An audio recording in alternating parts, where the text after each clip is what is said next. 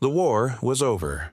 By 1945, the United States military found itself with around 170,000 Quonset huts spread across 6 continents.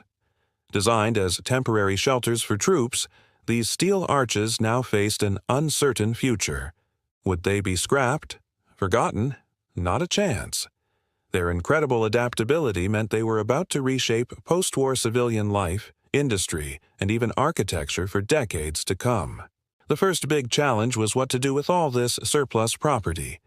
The War Assets Administration was in charge of selling it off, and they figured the huts were just temporary fixes until proper buildings could be made.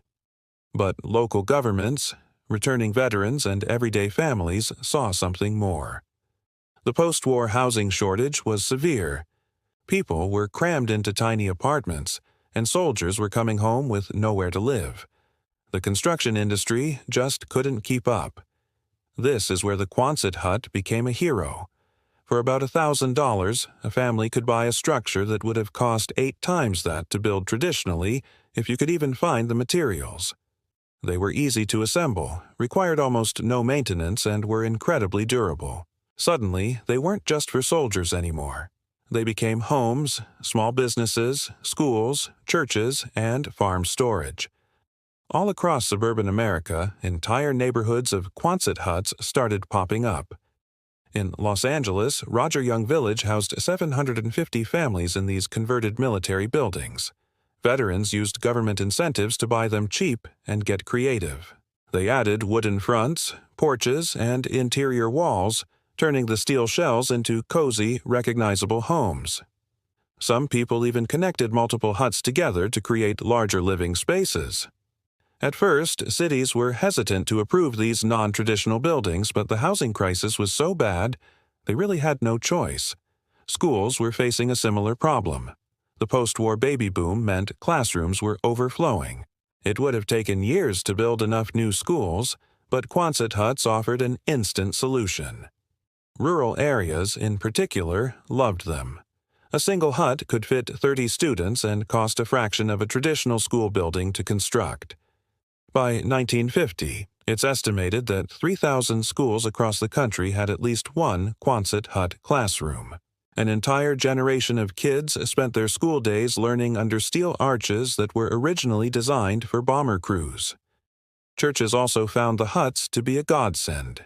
Instead of waiting years to raise funds for a permanent building, congregations could start holding services right away. The First Presbyterian Church of Levittown, Pennsylvania, for example, met in a Quonset hut for 15 years. The acoustics weren't perfect and they weren't exactly cathedrals, but they were functional, affordable, and brought communities together. The industrial and agricultural worlds also took notice.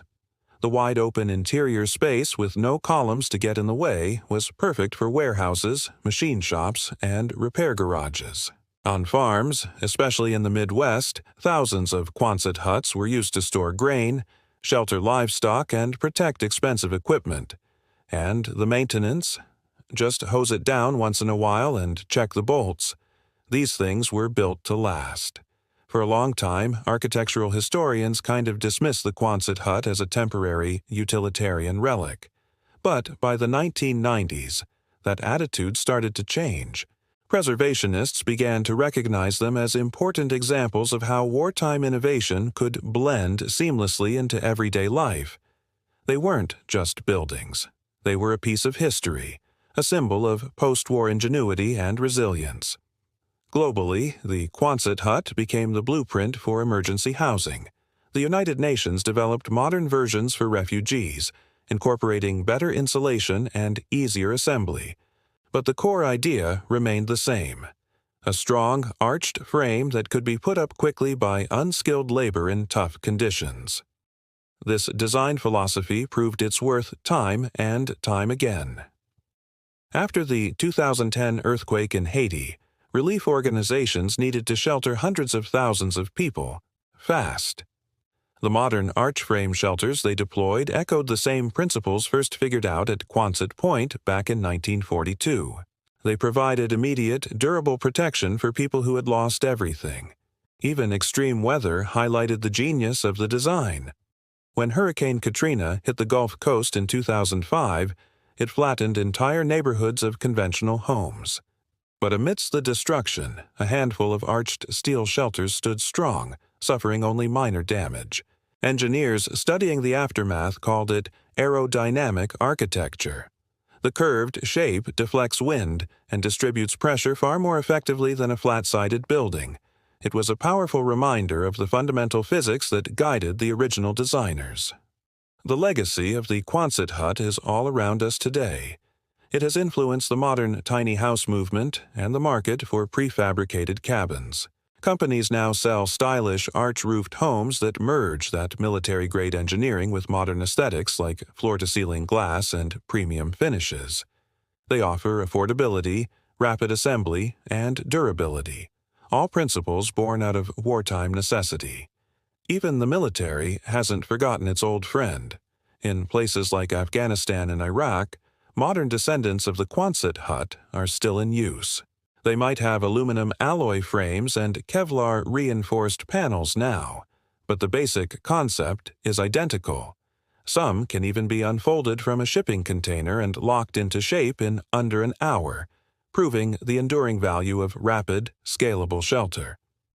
And, believe it or not, the Quonset Hut's influence might even reach beyond our own planet. As NASA and private companies design habitats for Mars, they keep coming back to the arch frame solution. Why? Because Martian shelters need to be lightweight, easy to assemble by a small crew with few tools, and able to withstand a harsh environment. Those are the exact same challenges the Navy faced in the Pacific back in 1942. From World War II battlefields to suburban neighborhoods, from disaster zones to the surface of Mars, the Quonset Hut is a masterclass in practical engineering and adaptability. It's a story of how intense pressure and human ingenuity can create a solution so brilliant. Its legacy continues to shape our world in ways its creators could never have imagined. Thanks for watching. If you found this story as fascinating as I did, be sure to hit that like button and subscribe for more deep dives into the hidden histories that surround us. See you next time.